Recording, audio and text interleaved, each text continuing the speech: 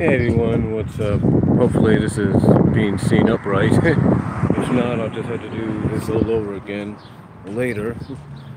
Um, but yeah, welcome to this live follow-up on my thoughts on the mysterious Mare episode from season 2. First of all, I do apologize for any upstream interruptions where the stream just stops and I have to resume. Any bad connections, you get the idea. But I thought I'd come on here and just do, like I said, do a bit of a follow-up. It's kind of my lunch right now. I've got about 27 minutes to go, so I figured, what the heck, might as well do this. But again, I thought I'd just come out here and do this follow-up. And quite honestly, folks, when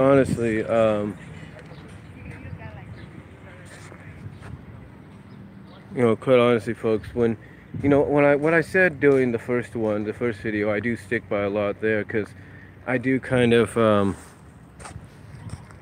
understand, and I do kind of see both sides of the spectrum, how people actually like the episode and how the moral was presented and the lesson was presented, and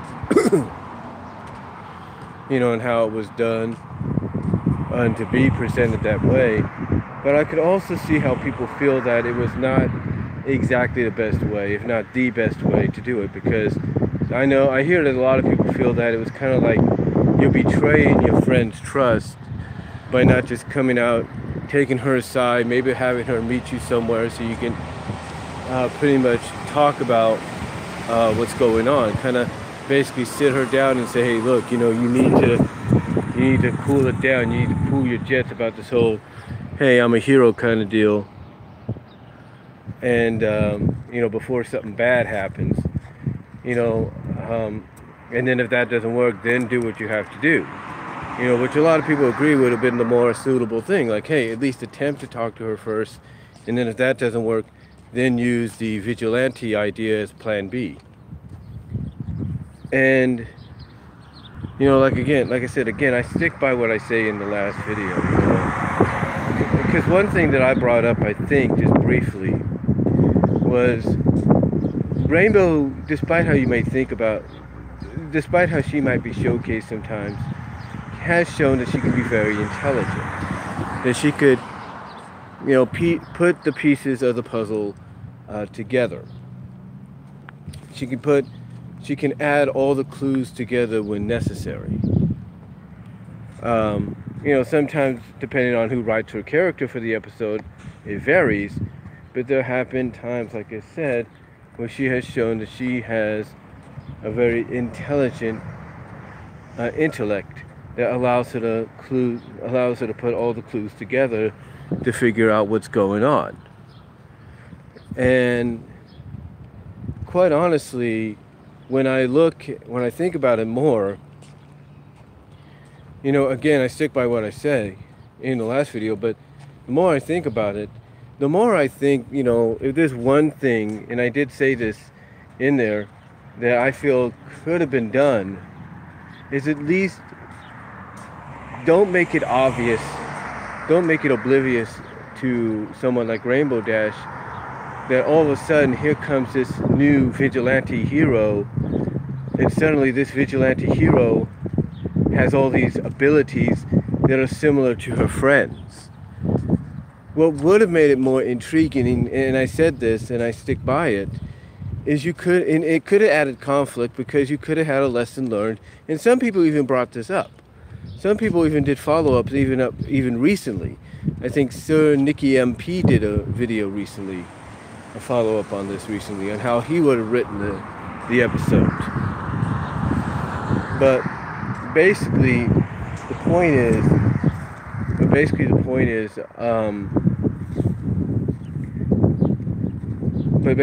is a lot of people feel, there have been several people that I've read that have felt that if they would have gone in a direction that would have been more like, okay, both sides learn a lesson here, it would have been more acceptable.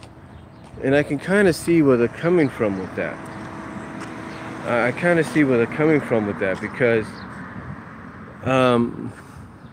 basically, you know, you take a look. I mean, it should be obvious to a lot of people that, wait a minute, this mysterious ne'er-do-well can, you know, do this with her hind hooves, very similar to Rainbow's friend Applejack. Or, you know, suddenly the ne'er-do-well at first doesn't look like she can fly, because it doesn't look like she has wings, but all of a sudden she's flying. She's doing a flyby. And then you get the dam situation with the horn. So you're thinking, why can't she put... So obviously, as the viewer, you already got the idea that, wait a minute, these are her friends. The horn, the magic with the horn, the use of the hind hooves, the flying, these are her friends. You know, why doesn't she see that? And I think if there's anything they could have done with this episode, is done it in a way that allowed Rainbow to kind of put the pieces together. Like, she could follow the ne'er-do-well around and try to figure out, you know, well, of course she was following the ne'er-do-well around because she was trying to get back her hero status. But what she could have done, easily, what she could have done, you know, easily what she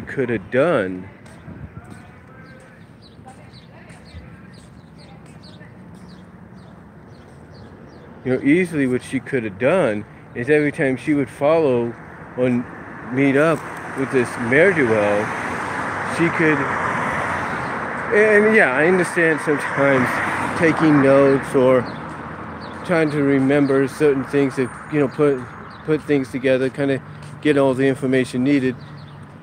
You know, it's not her strong suit. You know, I get that. I understand that. But when one thinks about it,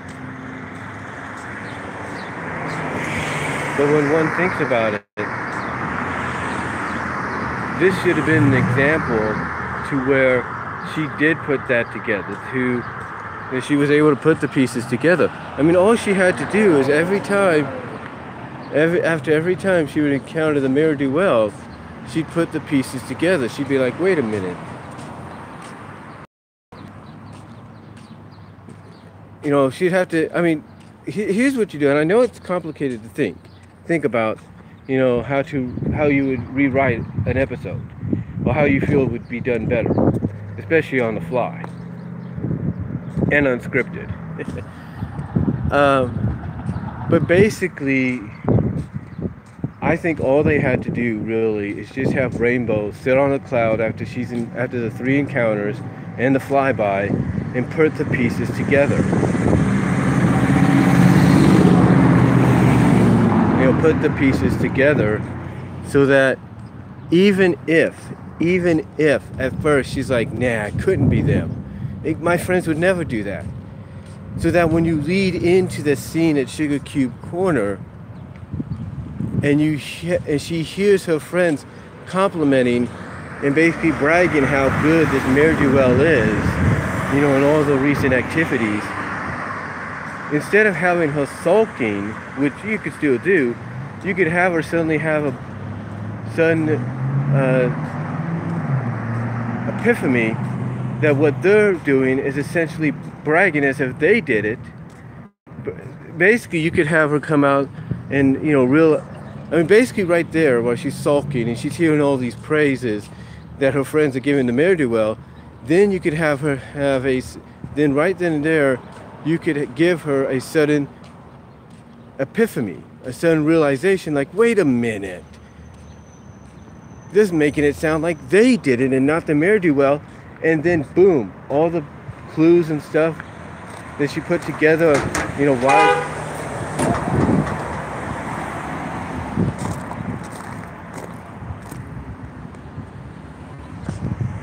Sorry about that, people do that, I don't know why. But why the ne'er-do-well has abilities similar to her friends?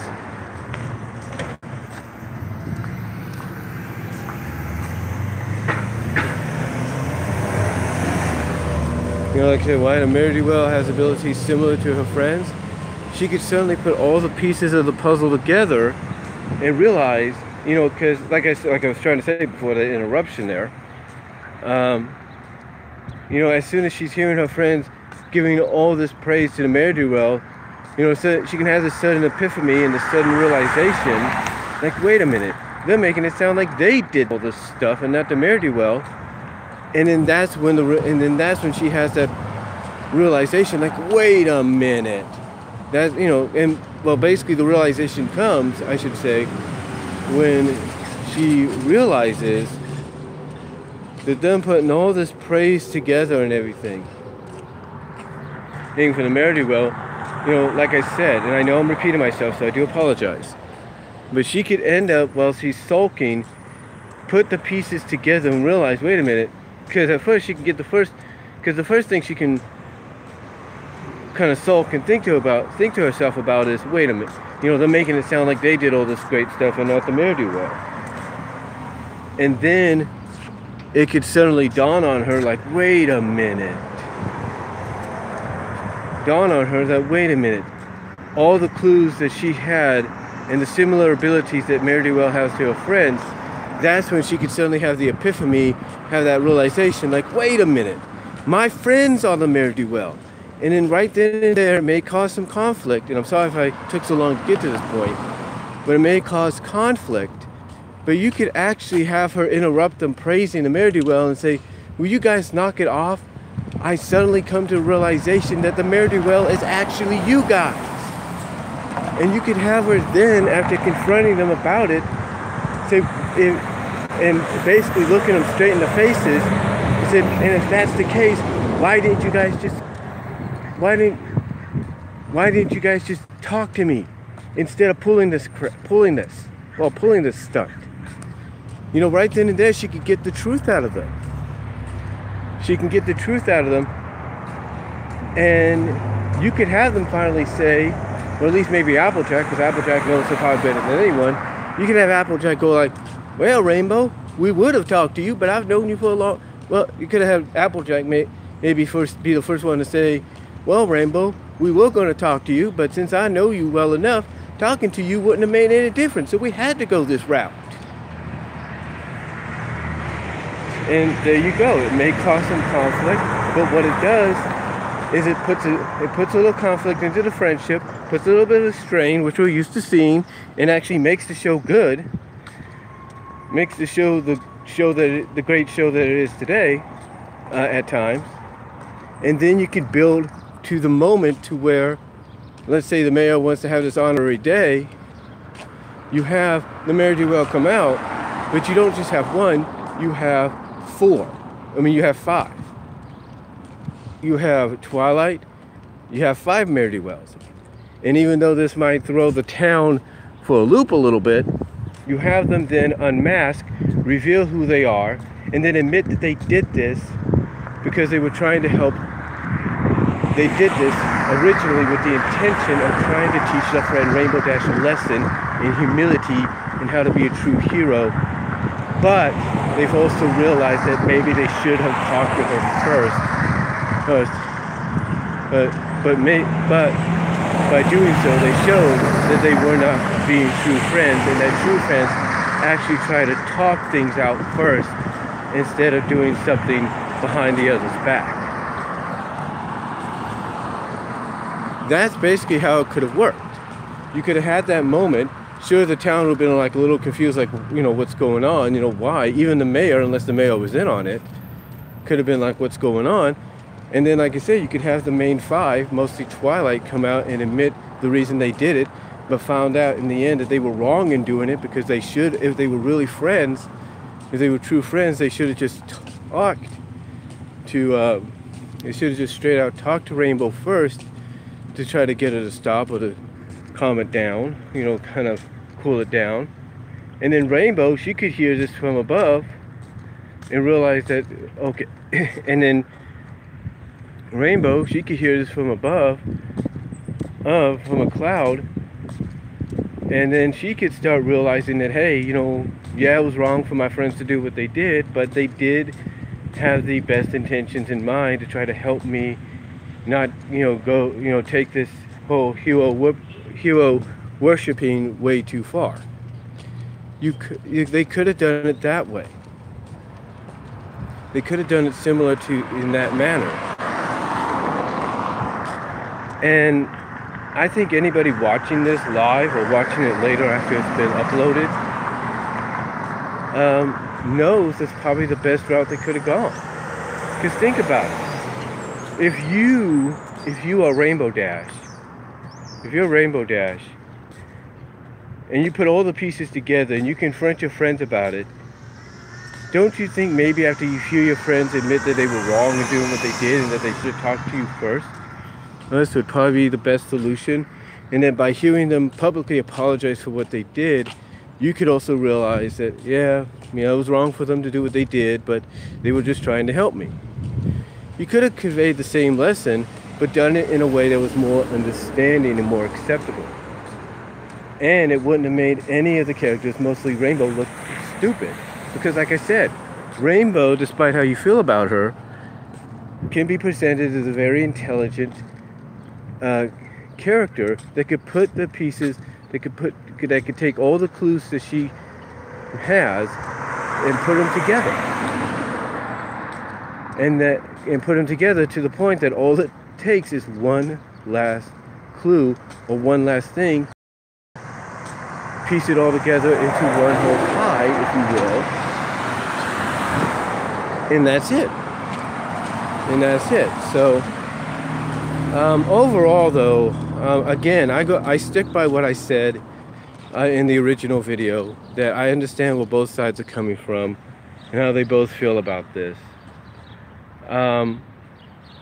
So who knows what the future. So all I can say is Meriwether Williams, if you ever do watch this, look, I don't have no problem against you, because there are some people that like you and there are some people that don't. But I will say this. Perhaps the one thing you could have done, even if you wanted to convey the message you did, or the lesson you did, is you could have gone down the route that I just suggested, or the routes that others have suggested. Because you know what? It would have been a lot easier to go down, and a lot more satisfactual in the eyes of a lot of people. So hopefully maybe next time, if you ever get a chance to do another episode and you want to do something similar to this, you'll do just that. So that's really all I'm going to say on it, folks. So I've got about at least 10 minutes to go before I gotta clock in from lunch. So I'm gonna get me some lunch right now. But let me know what you guys think down below. Comment if you like, and I'll talk to y'all later. Thank y'all for watching live. Thank y'all for watching post live. Talk to you later. Peace out. God bless.